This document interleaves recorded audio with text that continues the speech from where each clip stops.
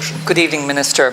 Senators, it is my absolute pleasure to second this motion to the House this evening. Unfortunately, given our economic circumstances, too often matters like what are contained in this motion are overlooked due to the avalanche of budgetary items which dominate our lives and the media. It is imperative that we don't allow this to continue, as we will walk ourselves into a set of social crises which will be every bit as serious as the financial crisis we are currently living in.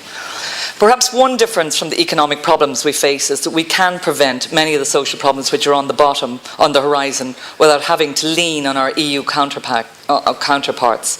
In fact, this motion being proposed by Senator Coughlan in the House this evening affords us the opportunity to take proactive step to tackle the looming crisis, which is obesity, and to leave, for you, Minister, and for all of us, I think we could leave a valuable legacy for future generations.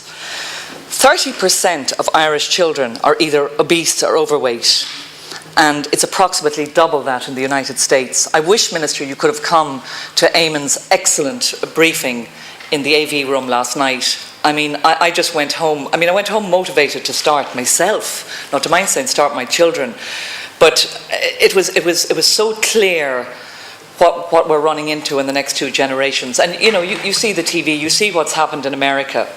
Well, it's happening here. 25% of our children. This is Ireland. Can we believe this? When it comes to obesity prevention, it's better than cure, as if it is allowed to take hold, it will do untold damage. And I'm afraid to say drugs will not solve this problem alone.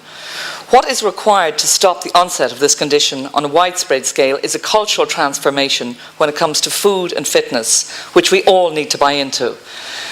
Senator Coughlan is not only someone who's in a position to comment on this area, but rather, I think, is the perfect man to head up this transformation, given his expertise and his sporting achievements, which we are all so very proud of. But it's worth noting at this point that a teacher does not have to be an ex-Olympian or to be Eamon Coughlan or a PE expert to motivate children to run, to dance, to skip, to have some fun and work towards a life of health, well-being and great fun. Senators, the impressive document which you have all been presented with this evening was designed to facilitate the debate in this House. However, in my mind, it is much more than that. It is a stepping stone on a roadmap as to where we need to go when it comes to how we teach physical education and fitness in this state, and is key to the transformation I referred to earlier if we're to stop obesity in its tracks. Having read Senator Coughlan's report when preparing for this debate, I was dismayed at some of its findings. In fact, it reinforced many of my views of the Irish education system today.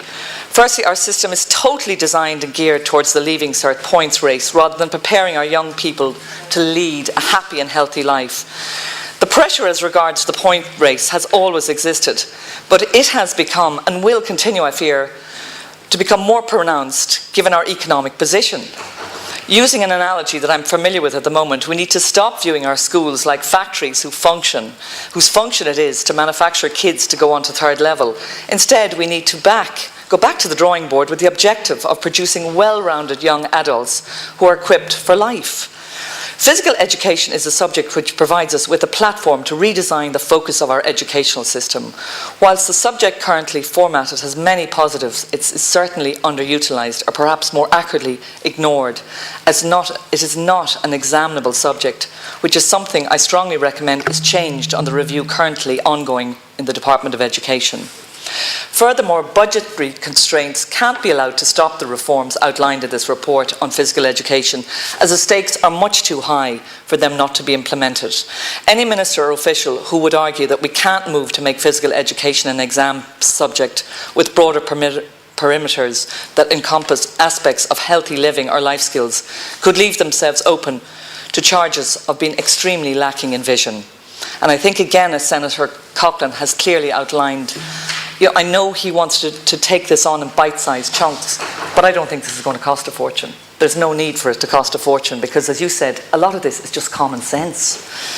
If we don't make these recommendations a reality sooner rather than later, we're going to be faced with a health bill which will be 10 times greater than what it would cost to implement these changes. Sadly, being proactive is something which we aren't great at in Ireland, as can be testified by the events of recent years. For once, let's be ahead of the curve. Senators, to conclude, I want to leave you with the following. We've made a sustained effort to teach our children about the importance of recycling. All of you know, you go home every night and they're telling you what to put in this bin and that bin and bossing you around. And it's worked because, you know, I am recycling everything thanks to my 11-year-old Molly. So maybe if we let Senator Coughlin take his bite-sized chunks out of the fitness programme, maybe us adults too can begin to profiteer, as I left you last night absolutely terrified and I'm going to start running this weekend, or skipping, or dancing. Senators, imagine the endless benefits of teaching our kids about the importance of diet, fitness and health in our schools for each generation of society. I strongly encourage you, please, to support Senator Coughlin's motion tonight.